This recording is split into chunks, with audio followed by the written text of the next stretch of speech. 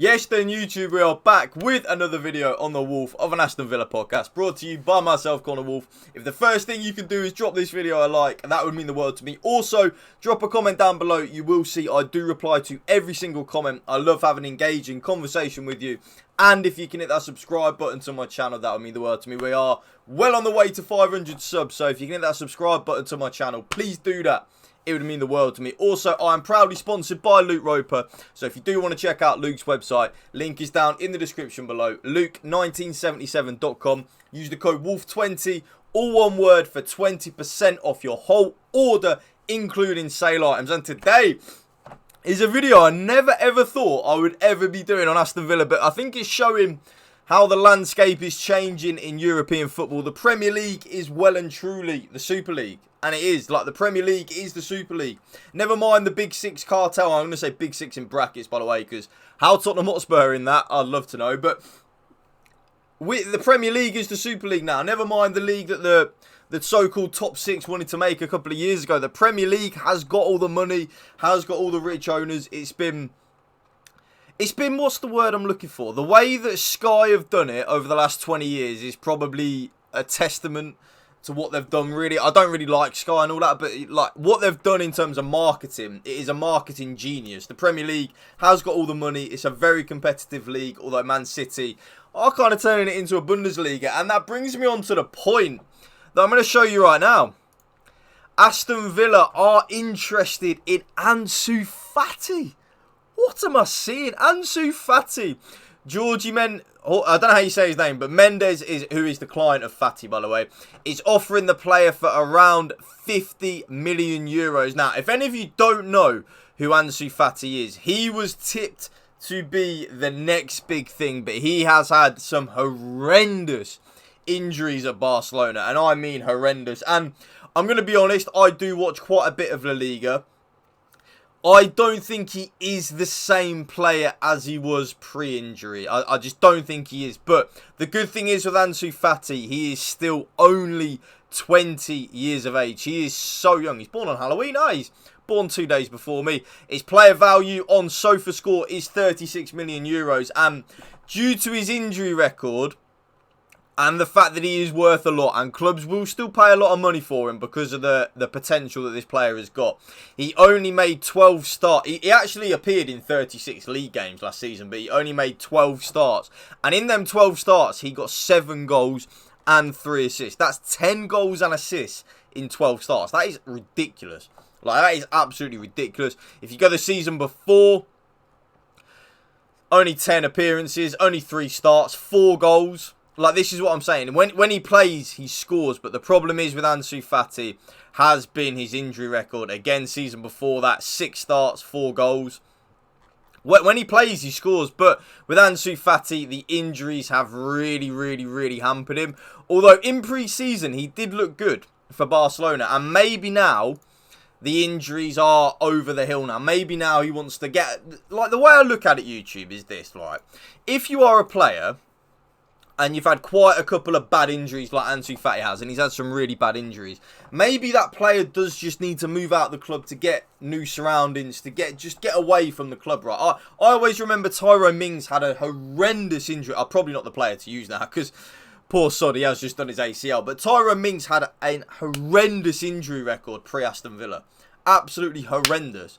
Bar, obviously, a few weeks ago, Tyrone Mings has pretty much been injury-free for the 4 years he's been here, right? I know he's now just had a really bad ACL injury, but this is what I'm saying. Just because a player has had a couple of bad injuries, Zaniolo being a prime example, I reckon Zaniolo, I'm going to say this now, I think Zaniolo could stay injury-free this season. I don't know why, I've just got a feeling.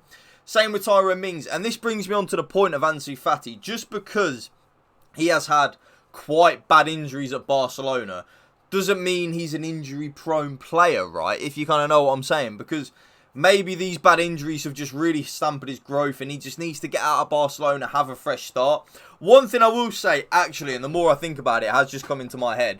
I think we will sign a Barcelona attacker before the end of the window in, a week's time? Yeah, in a week's time. I've got a feeling we will sign a Barcelona attacker. Whether it be a Ferran Torres, who I really do think we are heavily in for Ferran Torres. I think Ferran Torres, if he gives the green light for Aston Villa, we will put the money down and buy him without any shadow of a doubt.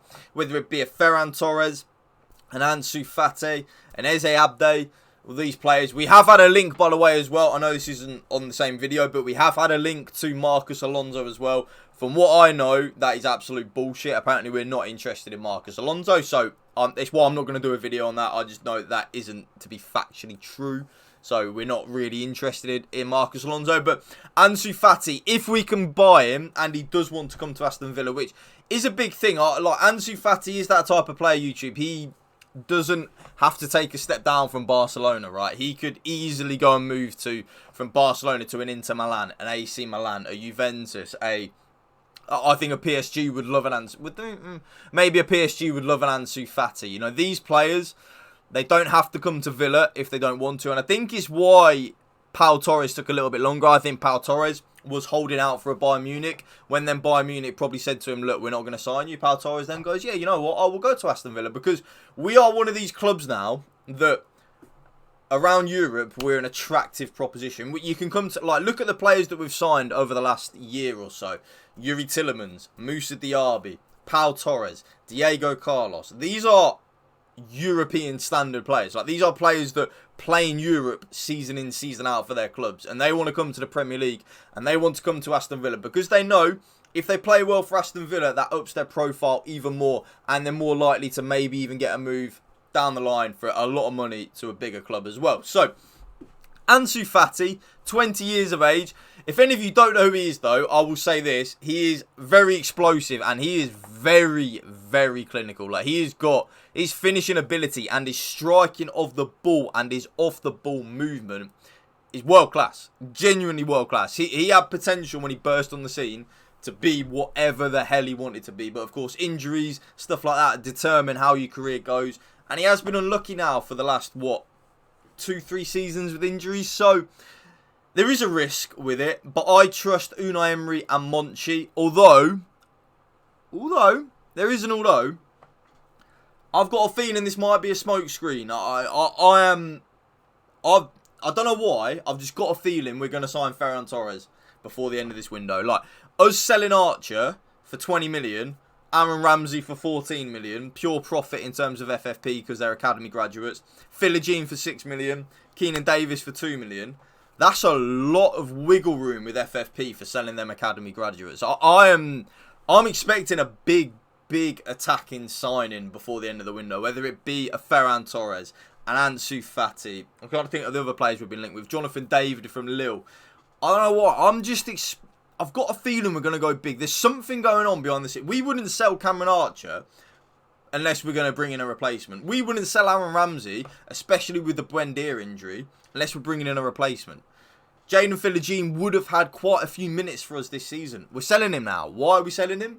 Because there must be something big in the pipeline. The players that we're going to be bringing in must be a hell of a lot better than the players we are selling. There must be something going on. Ansu Fati, Ferran Torres. These are the type of players that we want to sign. And these are the type of players that as soon as the player probably says yes, Barcelona will happily take the money because, of course, we all know about their financial issues at the minute. Although I don't think it's as bad now as what it was like a year or two ago. Especially with them selling Dembele for 50 million. And I don't think it's as bad as it was. But, of course, with the La Liga money being the way it is compared to the Premier League money, we do have genuine financial clout over these clubs now, don't we? And yeah. Sad to see, because I watch a lot of La Liga. I do watch a lot of Barcelona and Real Madrid. I like them both. Sorry, Barcelona fans, if you are watching, I do like them both. So, I would love Ansu Fati, though. I can't lie. He would, oh my God. If we were to sign Ansu Fati, wow. My head would go. Honestly, my head would go. But let me know in the comment section down below what you do think to the Ansu Fati links. Do you believe them? Of course, a lot of people might not actually believe the links, right? So, do you believe the links? And would you sign him for the reported, what was it? Was it 50 million euros? Aston Villa are interested in Ansu Fati. Yeah, would you sign him for 50 million euros? That's around 42 million quid. Around about what we paid for Moussa Diaby. Would you pay that for Ansu Fati? I know what my answer is to that question. I'd pay it without a heartbeat. But the injury record is a concern. But when he plays, as you can see, his goal record, he scores pretty much in every game he plays. It's a ridiculous record. So, yeah, let me know in the comment section down below.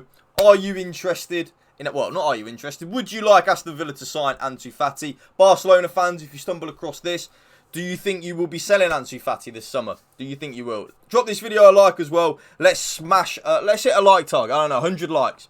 Let's hit 100 likes on this video. Drop a like on it if that's the first thing you do.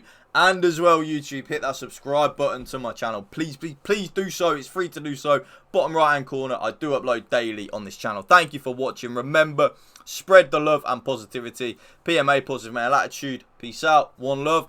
Up the Villa.